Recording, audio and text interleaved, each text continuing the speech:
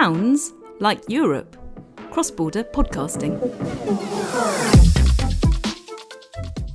Hello and welcome to Sounds like Europe, cross-border podcasting, a project brought to you by Waypod. I am your host, Javi Caminero. Podcasting, as we have been able to see and discover throughout the episodes of this project, is becoming increasingly important here in Europe. More and more people are listening to podcasts on a daily basis, and that translates into interest from brands and sponsored content. For some time now, it seems that all the big brands want to get involved in some way. Some pay for sponsorships, others have their own podcast, others even experiment more with formats. There are more and less subtle examples of branded podcasts, but the world of podcasting is an increasingly tangible reality for companies looking for new ways to promote their brand and their work. A very clear example of how branded content has made its way into podcasting in recent years is Blum, an audio thriller sponsored by Switzerland Tourism and produced by the Spanish production company El Extraordinario. To find out more about Blum and the state of branded podcasting in Europe, I'm joined by Marcus Hurst, Creative Director of El Extraordinario. Hello, Marcus. Hello, Javi. Amazing to be here. First of all, tell me a bit about you. What's your story and what's your relationship with podcasting? So, very quickly, I'm a journalist by training, although I didn't study it, but I worked in media for a long time, especially specialized media, covering the advertising industry. And about 15 years ago, I decided to, along with a couple of business partners, launch a magazine. And we wanted to broaden the idea of creativity. When we were talking about advertising, it seemed to be monopolizing the word. And we thought there was a big area, a big opportunity to create a magazine which would sort of speak to everyone that works in creative industries. And from that opportunity, we started seeing brands coming to us saying, listen, we want to advertise in your magazine, but we don't want to do traditional advertising. We have this budget. Why don't you propose an idea? And so slowly I started gravitating towards coming up with ideas for brands to do interesting things, from infographics to animations, and really taking a perspective of a journalist and a storyteller rather than advertising. Not looking for slogans, but looking for deep stories and interesting things to tell. So, and was podcasting on your mind? It certainly wasn't. In 2009, when I launched this magazine, it was very far from my mind. And we, moved around. We did a lot of stuff on Facebook. We also invested a huge amount in doing videos on Facebook, and then we were sorely disappointed when suddenly Facebook turned off the tap. But around about 2020, when the pandemic came, me and my business partner, Marabad, we decided it was time for a change. We took some time off, 6 months off. We went to the south of Spain, to Almeria, to think about our future. And during that time, we'd take long walks on the beach, very, very long beaches, 7-8 kilometers long. And a lot of these walks we'd listen to podcasts.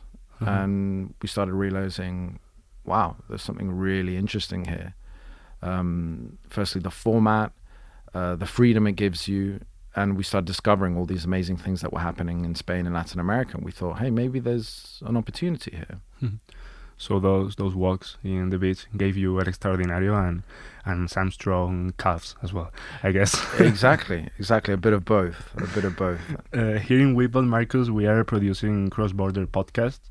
You produced Blum from Spain for Switzerland Tourism. So I think that counts as a cross-border production. Tell me about Blum. Tell me, how did this idea arrive at El Extraordinario, and how was the production process with Switzerland Tourism? Sure. So first things first, when we decided to start El Extraordinario, we saw this opportunity. We also saw that there was a lot of conversational podcasts, mm-hmm. but not too much narrative and fiction. Obviously, there were already, but there wasn't. For people who enjoyed fiction, they would listen to one thing or two or three, and then suddenly they wouldn't have much more to listen to. Yeah. So we thought, there's a big area, the big gap here. But the issue was with how do you monetize an audio fiction? So people sometimes think of, podcasting is much cheaper. Well, firstly, it isn't cheap if you want to do something quality.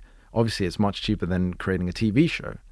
But we found a sort of an opportunity in this area of creating a quality fiction.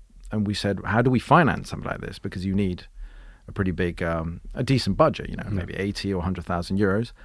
And we had been working with Switzerland Tourism for a long time, and we had a very good relationship with the client. And I had a sort of it was a very simple idea. It was like, I don't know if you remember Woody Allen, Vicky Cristina Barcelona. Yeah. Mm-hmm. Well, that was partly financed by the Generalitat de Catalunya, the government of the local government. And we thought, why don't we propose to Switzerland to create an audio fiction set in Swiss cities, because they wanted to promote Swiss cities and Swiss museums. We work with amazing script writers, and everything is set there. And it's an amazing way to get people to discover Swiss cities and Swiss museums. The only thing that's promotional there is the location. Everything else is weaving stories, mystery through these cities. And it seems to have worked. Yeah, I remember listening to Blum when it came out in the summer of 2022, was it right? And I obviously knew it was a branded podcast because they had told me. But when I was listening to it, I didn't feel bothered by the presence of the brand. So that's how a good branded podcast, I believe, should work. And that's when it comes into play the work of Manuel Bartual. You mentioned the script writers. He has become kind of a master in making a branded podcast and branded content without making it too obvious. After Blum, just to clarify to the audience, he also wrote Titania, another audio thriller produced by Podium Podcast for Banco Santander. So how would you describe the work of Bartual, and what would you say is the key to properly adapt branded content? Surely. So in our case, Blum, Bartual wrote it with Carmen Pacheco, so they're a writing team, there are two of them. And I think a lot of things have to be in place for something this good something this effective to work. Firstly, you need to have the client on board, so to understand that what are we doing here? Are we competing with other brands, or are we competing with HBO or Netflix? And once they understand that they start thinking like producers of content rather than I want my brand to be in every single place. Then obviously finding the right talent. Manuel and Carmen, we knew what they'd done before, and we thought they were the perfect people. And also we created a journey where they were able to travel to Switzerland for almost a month and to really immerse themselves in the place, and that gave them loads of ideas.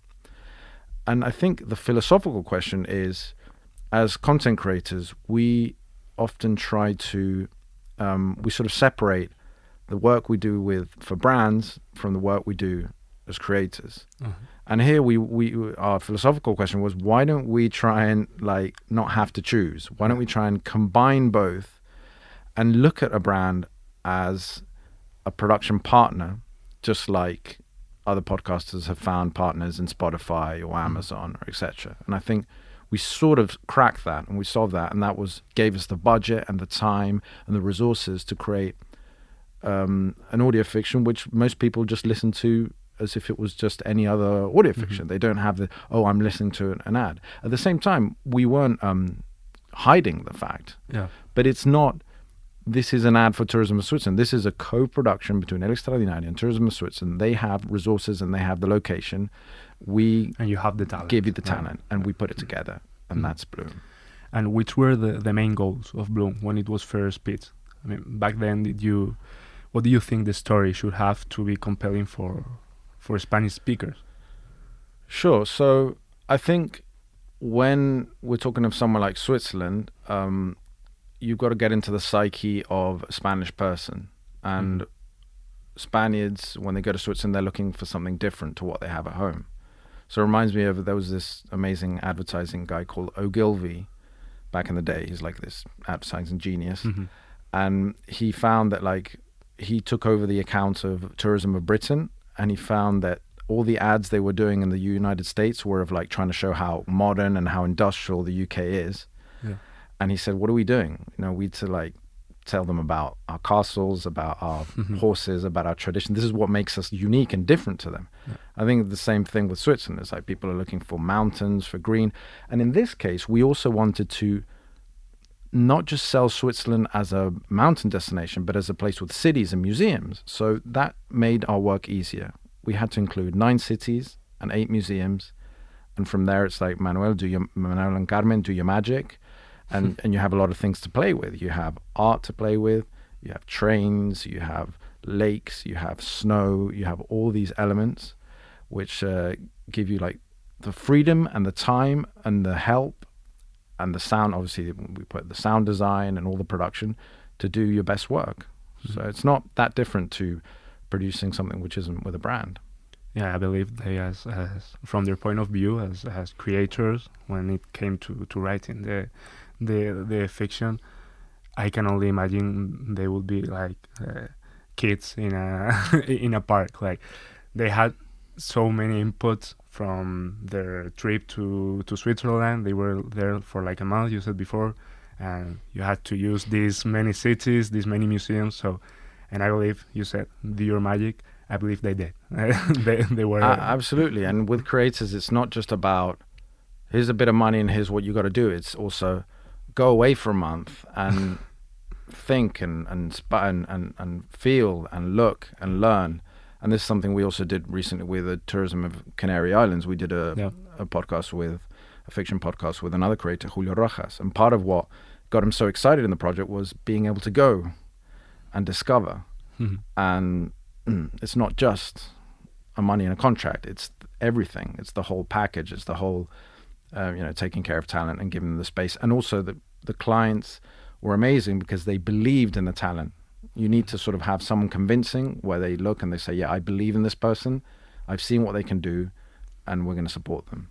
Yeah, I don't think it's easy either to find a brand that trusts the talent so much, is it? No, it's not, like in everything, it's not super easy. It's easier than one would think. And often it's just about reaching the right people and explaining it in the right way and speaking their language. So it's not, but increasingly, I think more people are realizing the value of working this way. Blum was a huge success. As we have been talking so far, you won the Ondas Award to Best Branded Podcast of 2023. And in June of that same year, you released Blum in English. Was this part of the deal with Switzerland Tourism, or was it a consequence of the Spanish version's success? Yeah, no, it absolutely wasn't the deal from the beginning. It was more like, the beginning was very much, we're doing something new. We were all aware of like, this hasn't really been done before. I mean, we've looked in English language and we haven't really found this being done it may be, I don't want to be like we were the first, but certainly I've looked around a lot and I haven't found something equivalent, at least from that time. And so there was very much a question of, we're doing something new, let's see how it happens, we're going to do our best, and it worked out.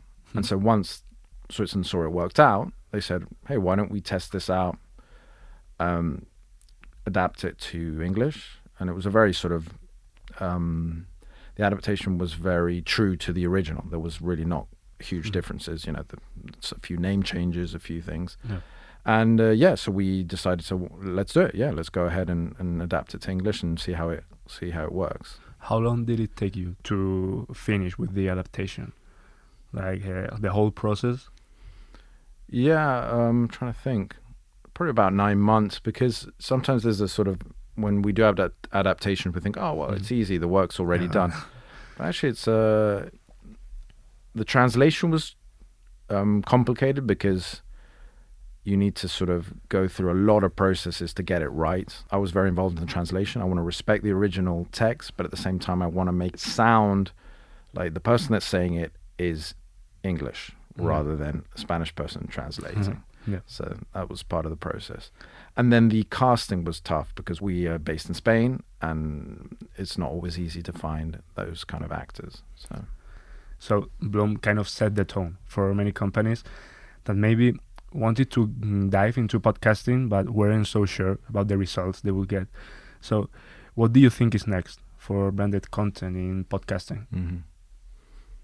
Yeah, perhaps before I answer that, I would say I think proposing the fiction was also coming from a place where we had experience working with brands, and we saw that most of the things that were being proposed were very like were not super creative. They were effective sometimes, but not super creative. It was just like, okay, you have a conversational and then you'll have a little, we interrupt this message, just basically traditional advertising adapted to. And so that was one way we thought we could do something different. And we've created a category and a format.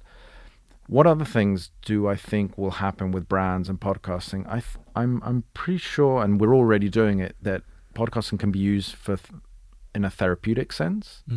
So as part of websites and guides which help people, for example, suffering from heart disease, we did a website which has connected with audio, which basically guides you through what happens when you have to go for an operation.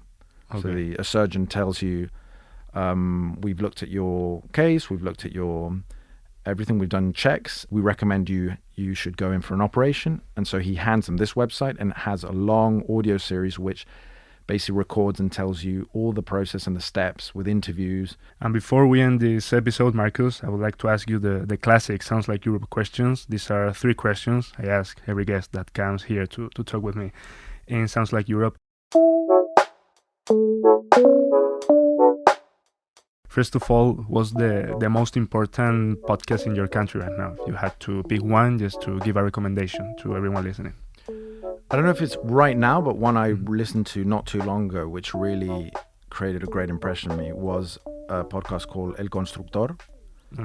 That's a great one. Yeah. I really, really liked it because, to try to summarize, the creators of this podcast got hold of the recordings of sort of a corrupt businessman in the sort of eastern Spain, and they, sifting through those recordings, they were able to create a narrative, a story, with very, very minimal sort of narration in between. And through these recordings, we were able to see like an unvarnished version of a corrupt sort of businessman. And I thought it was just spectacular. It was sort of the perfect format for audio. It wouldn't really work in TV. You'd have to put in so many images, which wouldn't really do anything. And this was just the beauty of audio. It was clean, as corrupt as they can, just for you to enjoy it. Yes, it's almost pornographic, but it's just fascinating. You can't stop listening. But at the same time, it's you're getting into the mind of this person, and you're learning about how they, rather than reading about it in the news, you're really getting to the essence of what they are. And that for me was just amazing. And when's your favorite moment to listen to podcasts? My favorite moment is after I finish work, usually around 6 or 7 or 7:30, turn off my computer, and I'm lucky to live near a park called Retiro here in Madrid, in the center of Madrid. And I like to go for long walks there with my noise cancelling headphones, and just walk and have a beautiful soundtrack, which is podcasting, And this is just what I love about the medium, that you're able to sort of move around. It sort of accepts, as someone on Twitter said recently, it accepts you have a life. It integrates yourself into your lifestyle, rather than saying, oh, you've got to sit down for 2 or 3 hours and watch me and not do anything else. So that would be my favorite time. And to finish the interview, Marcus, what's something that makes you stop everything you're doing and go listen to a brand new podcast? If it's about sociology, if it's about the human condition, if it's about something that goes deep into our psyche or our personality, that's usually something where I go running to listen to it. So that's usually. Or if it's something about AI recently, I'm especially interested in things which explain AI in a more interesting way. So, for example, The Guardian recently released a brilliant podcast called Black Box.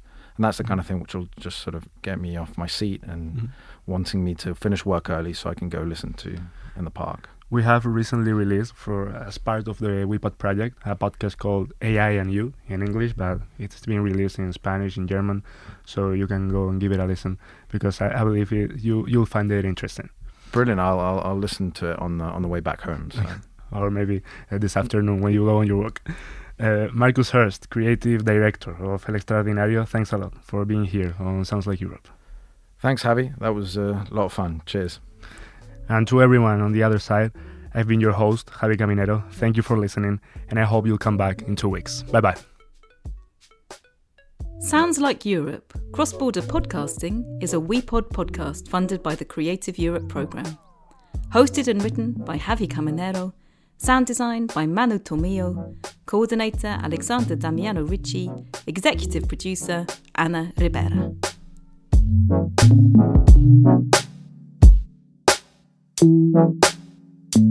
Thank you.